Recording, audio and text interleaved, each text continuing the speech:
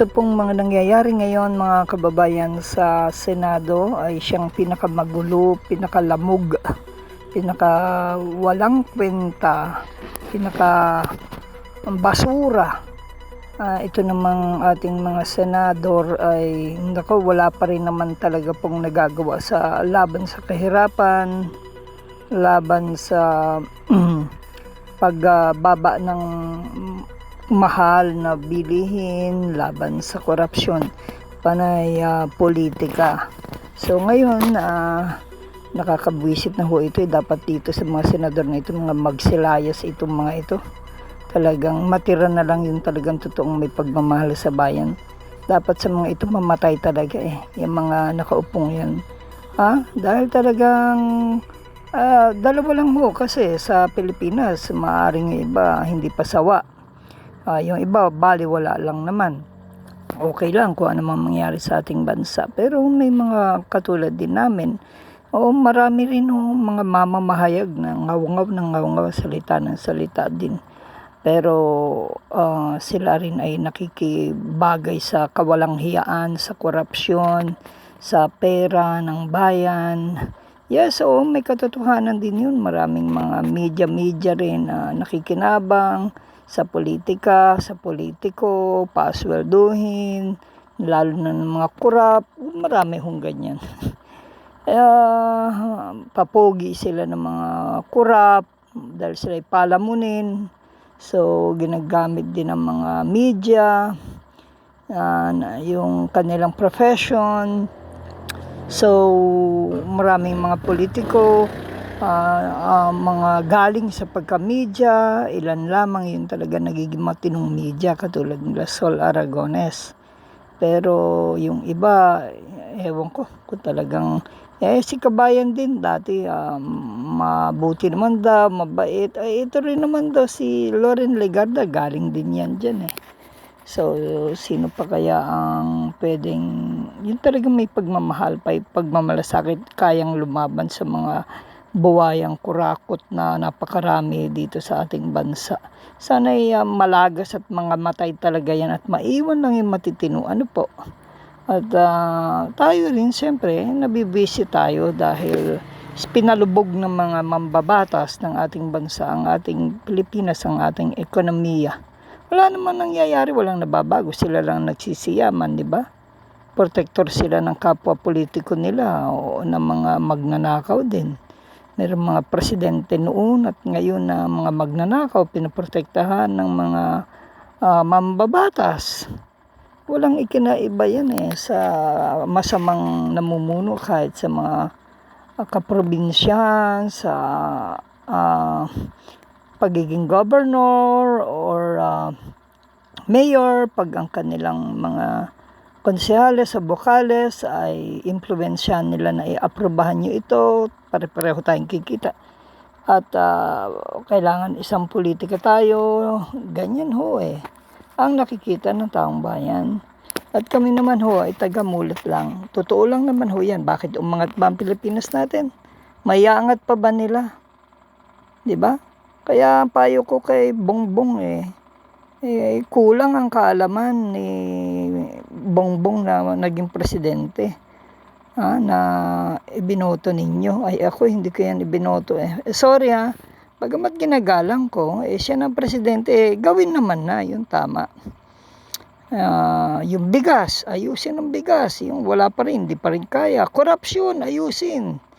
Tanggalin. Unahin mo yung kamag-anak mo, unahin mo yung mga kapartido mo na baka pinoprotektahan mo o pinoprotektahan ka rin.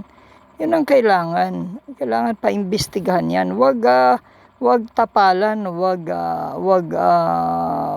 matakpan ang bibig o ang mga mata. No? Kung hindi, baka sumpain ng Diyos kayo o ang ating bansa. Ay may Diyos na higit na makapangyarihan na pwedeng sumupil. Hindi natin alam kung anong dilubyo, anong parusa ang gagawin. Huwag natin sabihin hindi tayo mamamatay. Hindi kayo mangangamatay, hindi kayo mangangasalot. Nako, huwag niyong gaguhin o nakawan ang ating bansang Pilipinas. Dahil may kinalagyan lahat ng mga makapili, lahat ng mga mga peste ng bansang Pilipinas. Ngayon, siyempre, iba-iba po ang paniniwala ukol sa pagkakapilit na mailuklok na Senate Pro Tempore o acting Senate President, di umano itong si Win Gatchalian na senador. Siyempre, sa botong ginamit nilang 12, 11 sila, lumipat pa itong si Escudero o di naging 12. Dapat sana 13 ang naboto ang makakapagpaupo sa isang bagong Senate President. Pero ang nangyari nga, pinilit nila yung 12 votes. Pero sa Constitution may sinasabi yan. At mayroong pangyayari yan na inaprubahan noon ng Supreme Court. At kaya, pakinggan natin. Maraming mga attorney rin. Ako, hindi ako naniniwala sa mga attorney. Kung halimbawa, kung ang Kalipunan o yung Integrated Bar of the Philippines, hindi natin alam kung nai-influensahan siya ng presidente o ng mga senador na iba. Hindi natin masabi kung talagang tunay ang kanilang pananaw. May pananaw din sila na okay daw yon, yung nangyari, legal daw yon, may basis. So meron iba ring attorney na nagsasabi hindi daw tama yun, mali. Dapat daw 13 votes para magpalit ng magkaroon ng bagong Senate President. At dapat yung hindi na bakante ang mga komitiba, kumbaga dapat ay hindi na desisyon ng mapalitan ng mga committee chairmanship gaya ng Blue Ribbon Committee. Kaya itong Blue Ribbon Committee na isinasagawa o pag-iimbestiga sa flood control ng mga anomalya at skandal nga at talagang korupsyon nila Cayetano ay hindi kinikilala. At hindi na rin kinikilala nung itinalaga nila Sherwin Gatchalian na ng kanilang bagong pamumuno dyan sa Senado na si Erwin, na siya ang gawing bagong Blue Ribbon Committee. So isa ring mangaw-ngaw at masalita. Anyway, broadcaster, ganyan. Ganyan din kami mga broadcaster. Kung galit sa mali at kasalanan, ganyan kami talaga, labang kami. Kahit yan. Pero isa ring mangaw-ngaw din sila. Nagtaka rin ako kay Rapi Tulfo. Ang ingay-ingay niya noon tungkol sa mga investigasyon sa mga pulis, investigasyon sa mga mag-asawa. Oo nga, hindi tayo nakikibagay doon sa mga nagagalit sa kanya.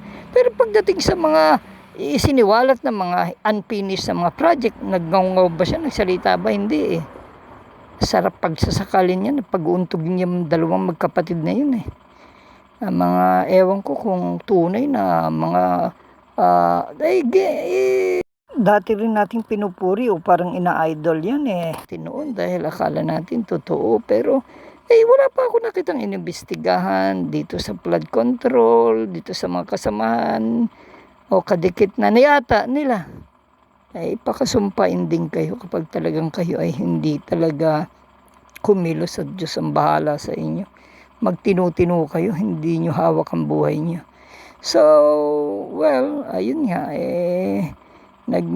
at sila pero ako mga walang tiwala diyan sa mga senador at mga congressman, ng mga pare-parehas lang yan pero sana may ilang matino maiwan at mabuhay at bumago sa Pilipinas. Ang tao kapag totoo yung mali-maleta at totoo naman yung mga nakukuha nilang mga kickback hindi man mali-maleta, yan ang nagbabago sa buhay ng mga tao na totoo sila pagtatakbo, pero pag nakasilaw na sa pera, magnanakaw na rin at hindi na rin sila nagbubulgar, hindi na rin sila gumaganap ng tungkulin nila sa bayan, kundi sa kapwa politikong mapakikinabangan nila o magpapayaman. At saka bilang senador, medyo magpreno-preno ka naman, Erwin Tulfo.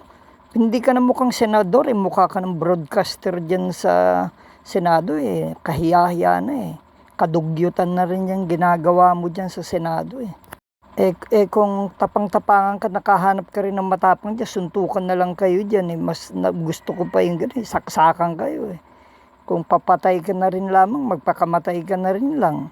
Hindi yung kahiyahiyang kadugyutan na lang yung ngaw-ngaw ng ngaw-ngaw sa Senado. Hahamunin mo pa yung iba. Walang disiplina. Nakikita mo yung pagiging haragang komentarista mo na lang yung ginagawa mo. Hindi ka na talagang senador na kagalang-galang. Kung hindi ka hiya-hiya at komentarista ka na lang dyan. Walang magagawa. Binoto ng ilang milyon din. Yun lang, ewan kung mananalo pa sila na magkapatid sa susunod. Pero kung ako, di ko na iboboto yung ganyan. Mukhang papolitika na rin Kinain na talaga ng politika. Pakinggan po natin itong isang attorney. Medyo sa tingin ko tama. Ewan po kung anong say talaga na final ng Supreme Court. Para sa NSK News ng NSK TV Channel, Narciso Ko reporting.